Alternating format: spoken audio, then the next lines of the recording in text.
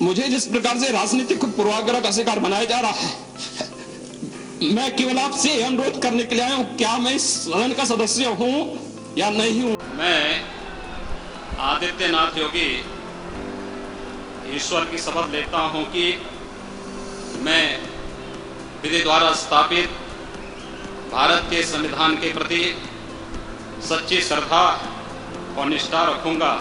अजय कुमार बिष्ट यानी योगी आदित्यनाथ। इनका जन्म 5 जून 1972 में तब के उत्तर प्रदेश में पौरी गढ़वाल डिस्ट्रिक्ट के पंचूर गांव में हुआ था।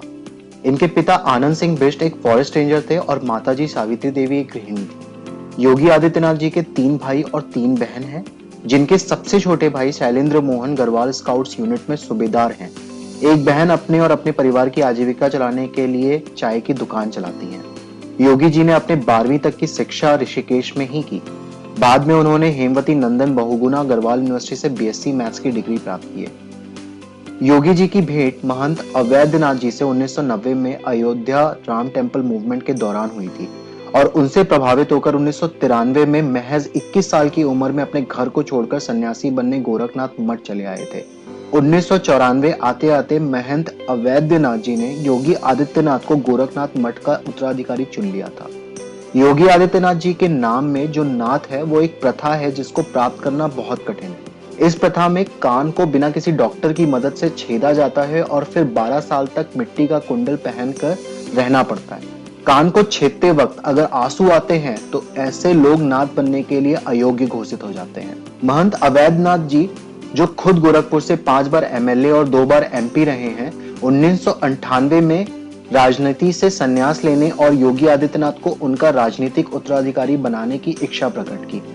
1998 में महज 25 साल की उम्र में योगी आदित्यनाथ सबसे छोटे उम्र के एमपी बनने का कीर्तिमान बनाया।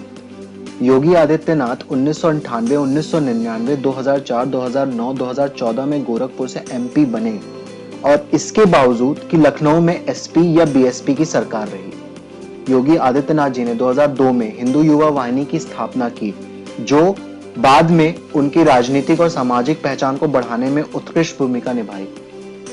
हिंदू युवा वाहिनी संस्थान को पिट्ठू मीडिया और उनके चाटुकार हमेशा कट्टर हिंदू ऑर्गेनाइजेशन के नाम पर बदनाम किया है, पर सच्चाई ये है कि ये संस्थान ग्राउंड लेवल पे कंबल वितरण, गरीबों को खाना, उनकी समस्याओं को हल करना, गौशाला का निर्माण और उसकी देखरेख जैसी सामाजिक कार्य करती है। ये बहुत दुर्भाग्यपूर्ण है कि योगी आदित्यनाथ जी को उनके विरोधी पिट्ठू मीडिया और उनके चमचे कम्युनिस्ट, कांग्रेस, सेकुलर लिबरल्स हमेशा भड़काऊ व्यक्तित्व के रूप में ही चित्रित किया है, पर कभी भी उन्होंने उनके पार्लियामेंट्री परफॉर्मेंस को नहीं बताया। हिंदुस्तान टाइम्स और पीआरएस लेजिस्लेटिव रिसर्च की रिपोर्ट के अनुसार योगी आदित्यनाथ जी की जो अटेंडेंस है वो 72% है, जिसके सामने नेशनल एवरेज 76% है। योगी जी ने 347 क्वेश्चन पार्लियामेंट में पूछे हैं, जबकि नेशनल एवरेज 300 क्वेश्चन का है। 5 बिल पास करवाए हैं, जबकि नेशनल एवरेज 0.8 है। और शायद ही ऐसा कोई क्षेत्र होगा जहां योगी आदित्यनाथ जी ने क्वेश्चन ना पूछा हो और डिबेट ना की हो, पर पिट्ठू मीडिया और 10 जनपद के दरबारी आपको ये सब नहीं बताएंगे। योगी जी और विवादों का चोली दामन का साथ रहा है। कुछ प्रमुख हैं 1999 पंचरुखिया केस, जहां तब की समाजवादी लीडर तलत अजीज की सुरक्षा में तैनात हेड कांस्टेबल सत्य प्रकाश यादव का मर्डर हो गया था और गलत केस बनाकर योगी जी पे मर्डर की रिस्पॉन्सिबिलिटी डाल दी गई थी, पर बाद में क्राइम ब्रांच और सेंट्रल इन्वेस्टिगेशन डिपार्टमेंट ने योगी जी को सबूत के अभाव में क्लीन चिट दे दिया था और कोर्ट ने इनकी ज्वाइंट रिपोर्ट को बेसिस मानते हुए जुलाई 2019 में केस को निरस्त कर दिया था। दूसरा, लव जिहाद। योगी जी ने लव जिहाद का हमेशा विरोध किया है, जिसकी वजह से सेकुलर और लिबरल्स जम के आलोचना करते हैं इनकी। पर अगर आप किसी भी लव जिहाद के केस को डिटेल में स्टडी करेंगे तो अब आपको पता चलेगा कि ये कितना खतरनाक है। अक्टूबर 2005 में योगी जी ने एटा शहर में 1800 लोगों को पहले से कन्वर्टेड क्रिश्चियंस को हिंदुइज्म में घर वापसी कराई थी, यानी मास रिकन्वर्जन कराया था, और वो भी उनकी स्वेच्छा से। योगी जी के प्रयासों की वजह से आज भारत के 6 प्रदेशों में एंटी कन्वर्जन बिल लागू हो पाया है। और आखिरी में उनकी ज्वलंत स्पीचेस, और हो भी क्यों ना, सच्चाई हमेशा कड़वी होती है। अब बात करते हैं योगी आदित्यनाथ के सामाजिक कार्यों के बारे में।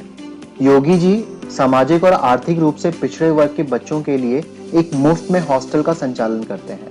12 दर्जन से भी ज्यादा स्कूल और हॉस्पिटल खुलवाए हैं जो गरीबों के लिए संचालन करते हैं। योगी जी बहुत सारे आध्यात्मिक और सांस्कृतिक संस्थाएं भी चलाते हैं, जिसमें सबसे प्राचीन योगी केंद्र प्रमुख है। गौ हत्या पर प्रतिबंध और अनेकों गौशाला चलाने का भी कार्य करते हैं। योगी जी ने महायोगी गुरु गोरखनाथ कॉलेज, जो उनके ही गांव के पास है, उसका संचालन भी करते हैं। इस कॉलेज के डीन डॉक्टर आफ्ताब अहमद जी हैं। योगी जी जनता दरबार पिछले 20 सालों से चला रहे हैं। जनता दरबार सबकी समस्याओं को सुनता है और उसका निवारण करता है। आज भी जनता दरबार उसी तरह गोरखपुर में चलाई जा रही है। योगी आदित्यनाथ की जिंदगी के कुछ अनसुने पहलू। योगी जी के ऊपर 5 किताबें लिखी जा चुकी हैं, जिनमें प्रमुख हैं the monk who became chief minister, the rise of saffron socialist, यादा यादा ही योगी। योगी जी ने यौगिक सत्कर्म, हठ योग, राजयोग, हिंदू राष्ट्र और नेपाल, अतीत, वर्तमान एवं भविष्य जैसी किताबें भी लिखी हैं। योगी आदित्यनाथ पर 7 सितंबर 2008 में एक जानलेवा हमला हुआ था, पर अपनी सूझबूझ के कारण वो बच गए। योगी जी को पिट्ठू मीडिया, 10 जनपद के दरबारी, सेकुलर और लिबरल्स एंटी मुस्लिम कहकर हमेशा बदनाम करते हैं, पर शायद आपको ये नहीं बताते कि गोरखनाथ मठ में अगर कंस्ट्रक्शन वर्क होता है तो उसका काम मोहम्मद यासीन अंसारी करते हैं। आज से कुछ साल पहले मदरसा जियाउल उलूम की जमीन कुछ लोग हड़प रहे थे।